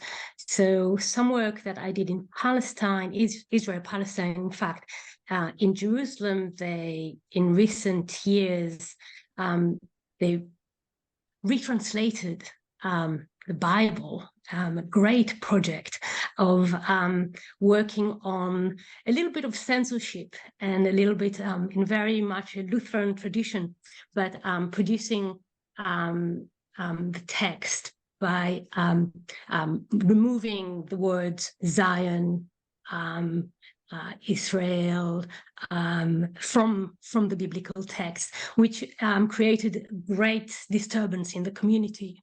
So half the community, the elderly people who leave the room when they start quoting from Psalms and not mentioning the word Zion, because suddenly it's not a legitimate word. And from the opposite direction, this is actually in Jordan. This is Prince Razi trying to create or recreate archaeological sites. He writes about this a lot, and it's fascinating how he tries to show that Jordan is full of Christian archaeological sites in order to attract both tourism and create more legitimacy, religious legitimacy to the region. I know I'm taking it in a very different direction, but it was just a sort of thought that came to mind. Okay, thank you. So who of you wants to start with some concluding thoughts related to those two questions? Zvi or David? You can choose. Zvi always takes precedence. Thank you, David. You're too generous. Let me respond to two things. You're right about the fact that, there's attended danger here to be tempted to say that everything is co-produced. And indeed, there are many cases of, charismatic dynasties being invented, claims, different strategies for legitimacy being are propagated and invented, etc. What we would insist here is that, the co-production has to have a certain package, okay, with all the elements, and then add more, that we do. So not everything, not every person who claims that God anointed them is a part of a co-production. Just think about some of the more awful leaders of the 20th century that, basically said, I'm God sent or something like that. the second thing that I would like to say about it is that it is indeed not about real history, but real history participates in that. Okay, and in this context, I would say that it's not necessarily unique to the three religions. Okay, because we can see the cases of the Manchus doing the same thing, or even non-Confucian or non-Buddhist conquest dynasties in China doing the same thing, because they really want to attract population and it has the legitimacy, with this population. So then you do see co-productive moments. Very, very specifically, people like Rashid ad-Din, but in this case, Buddhist priests and others are taken in order to produce, on behalf of a certain king, a text that would legitimize them. And maybe it's basically in this regard, what we're saying is that sometimes it's just a pure political need, but the task of the historian is to see how it works, not to claim that it works all the time. You asked about Rabbinic Judaism. I'm going to be very, very quick.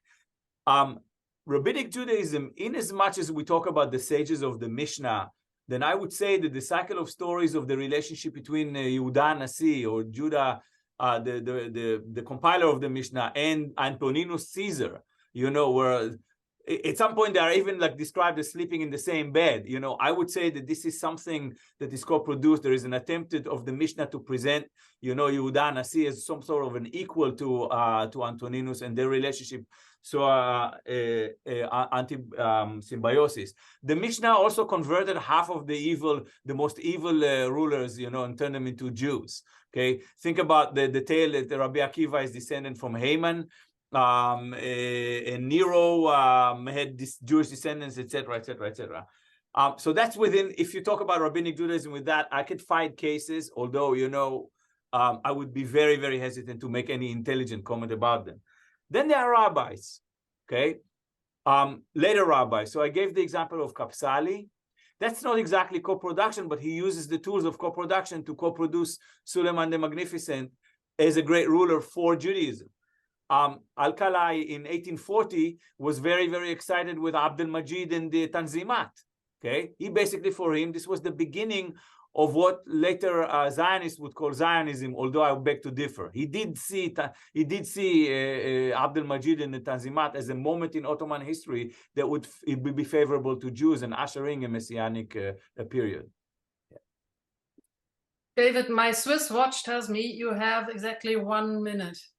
So that's great. I don't want more. I think that on co-production being the most important or the relevant, there's discursive activity of all sorts. And I think every philosophical approach to the historical has got to ask what is significant here. So just like someone like Plato would say, sameness and difference are the two categories, the categories that oversee everything. And I'm going to be slightly inclined towards sameness.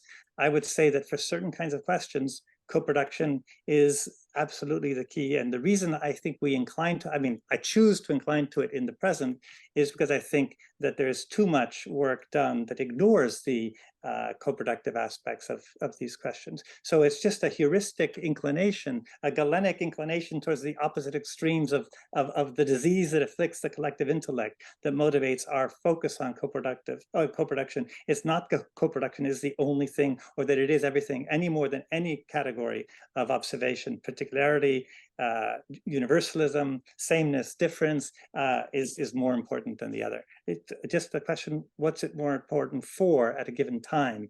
And for us, I think co-production is more important at this moment to think through the relationships between these religions, because they're so easily forgotten. I'm under. Thank you. I could not agree more. Thank you for what was, I think, a really excellent ideal start of our second year.